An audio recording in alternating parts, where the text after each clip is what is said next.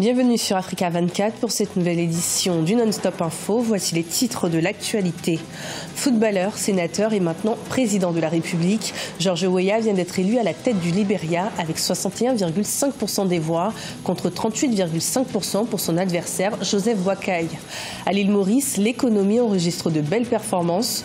En effet, en 2018, celle-ci devrait se situer à 4%, ensuite atteindre 4,1% en 2019 et enfin se stabiliser dès 2020. Et puis au Burkina Faso, le secteur de l'éducation nationale est toujours en crise. Malgré les propositions faites par l'État pour mettre fin à la situation, aucun accord n'a encore été signé. Mais tout d'abord, au Bénin, les députés ont voté ce jeudi 28 décembre une loi interdisant le droit de grève. Celle-ci s'adresse à plusieurs secteurs d'activité tels que les fonctionnaires de la santé, de la justice, de l'administration pénitentiaire ou encore des paramilitaires. Pour le moment, aucune déclaration n'a été faite sur cette nouvelle loi du côté des personnes concernées comme du gouvernement. Mais plusieurs syndicats ont déjà prévu de se réunir pour élaborer une réponse. Enfant d'un bidonville devenu star du football, George Weah vient d'être élu à la tête du Libéria. Face à son adversaire Joseph Boakai, l'élu sénateur de Montserrado depuis 2014 a remporté le scrutin avec 61,5% des voix contre 38,5%. On fait le point avec Ibrahima Dioumaba. George Weah, élu président du Libéria. À 51 ans, il accède à la magistrature suprême en battant le vice-président sortant, Joseph Boakai. Candidat à la présidentielle de 2005, il a été battu par Ellen Johnson Sirleaf. En 2011, il avait perdu son pari de devenir vice-président sur un ticket présidentiel face à la présidente sortante et Joseph Boakai. George Weah, meilleur joueur de la planète football en 1995, a réussi sa reconversion. Invité sur notre plateau en juillet 2017, il faisait déjà le pari de développer son pays une fois élu. Après le football, j'ai continué à travailler. Je suis rendu au service du peuple libérien et pendant la guerre, j'étais là. J'étais entre le terrain et dans le camp réfugié et dans le pays. J'étais un avocat pour le pays. J'étais là pour la restauration de paix dans mon pays.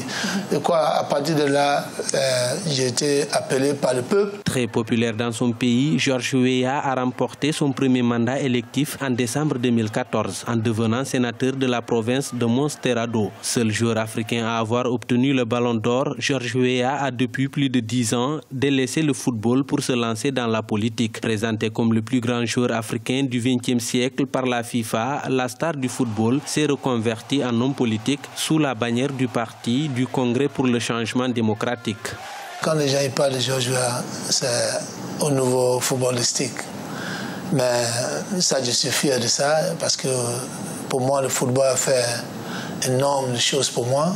Le football m'a aidé pour respecter les gens, pour aider les gens. George Weah a fait 12 ans d'opposition avant d'accéder à la présidence du Libéria. Successeur d'Ellen Johnson Sirleaf, il a pendant la campagne présidentielle articulé son discours autour de deux axes principaux, la lutte contre la corruption et le combat contre la pauvreté. Il entend également augmenter le budget de l'éducation et miser sur le potentiel de l'agriculture pour relancer l'économie libérienne fragilisée par plus d'une décennie de guerre civile et récemment par l'épidémie Ebola entre 2014 et 2016.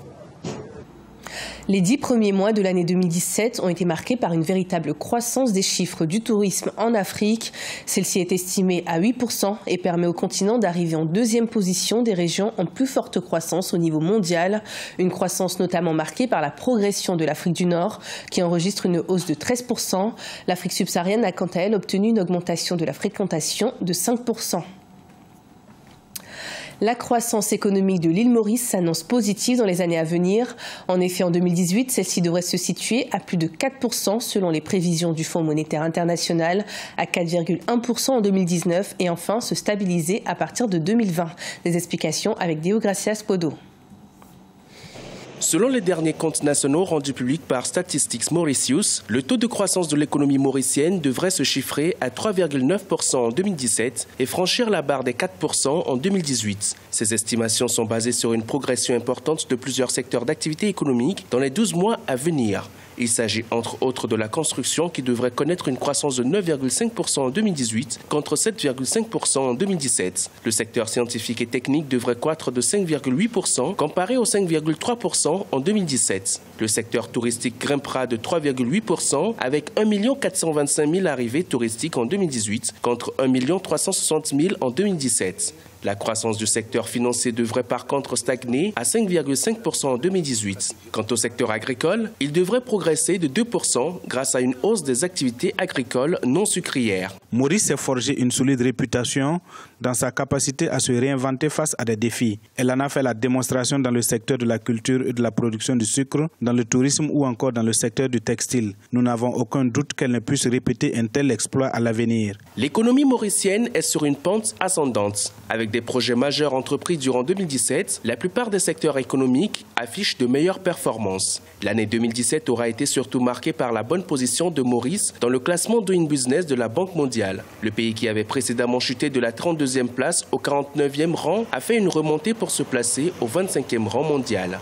Maurice conserve également sa première place dans le classement de l'indice Mo Ibrahim qui soutient la bonne gouvernance et le leadership en Afrique. On a un secteur industriel très solide à Maurice. D'ailleurs, c'est un très gros pourvoyeur d'emplois. Ensuite, il y a le marché. Bon, le marché est très petit, mais en même temps, venir à Maurice est un hub, peut-être utilisé comme un hub pour l'Afrique, notamment pour le COMESA, pour la SADC. Donc, venir investir à Maurice, je veux dire, et puis le cadre fiscal est bien. Malgré l'optimisme des autorités mauriciennes, la plupart des experts estiment que certaines réformes s'imposent encore au pays afin d'améliorer la situation économique. Parmi les mesures proposées, on cite entre autres la relance du niveau de la crédibilité du système fiscal, l'augmentation du niveau de compétitivité du pays ou encore des mesures pour le renforcement de la politique monétaire. L'éducation nationale, toujours en crise au Burkina Faso. Malgré les propositions faites par l'État pour mettre fin à cette situation, aucun accord n'a encore été signé et la coordination des 15 syndicats continue d'exprimer son mécontentement. Jean-Paul Redraogo, notre correspondant au Burkina Faso. Au Burkina Faso, le secteur de l'éducation est en proie à de nouvelles difficultés. Les récentes grèves qu'a connues le secteur ces dernières semaines préoccupent les acteurs du système quant à l'enlisement de la situation, marquée par l'annonce de la suspension des évaluations au poste primaire, tout comme au secondaire, des compositions et évaluations au primaire et au préscolaire. Pour les syndicats de l'enseignement, l'école devrait mériter beaucoup plus d'attention de la part des autorités. Les années antérieures, il y a eu des mouvements. Seul au ministère de l'Éducation, où en tant qu'éducateur, nous sommes patients. Et la patience aussi a des limites.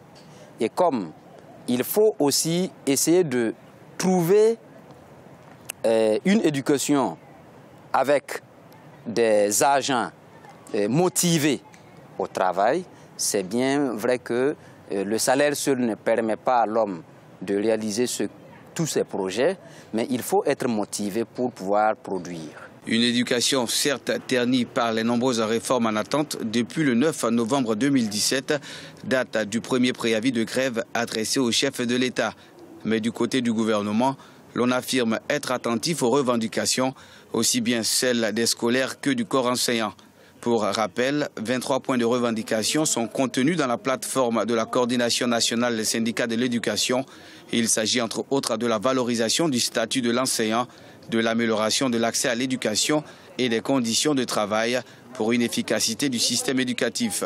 Tout ce qui a été exprimé par les partenaires sociaux, c'est quelque chose qui est important pour le gouvernement. Et c'est d'ailleurs parce que nous accordons l'importance qui sied à cette expression que nous avons également mis de l'énergie et des moyens pour l'examiner avec l'attention qui sied et pouvoir donc leur revenir. La balle est désormais dans le camp des enseignants.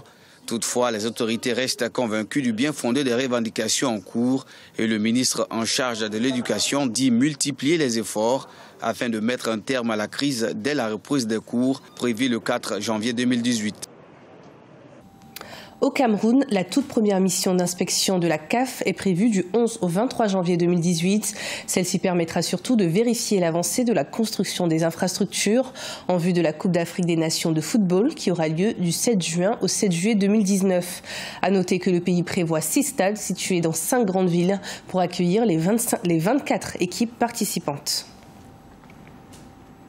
Ce journal a été préparé par l'ensemble de la rédaction. Merci de nous avoir suivis. Retrouvez dans un instant une nouvelle édition de l'information sur Africa 24.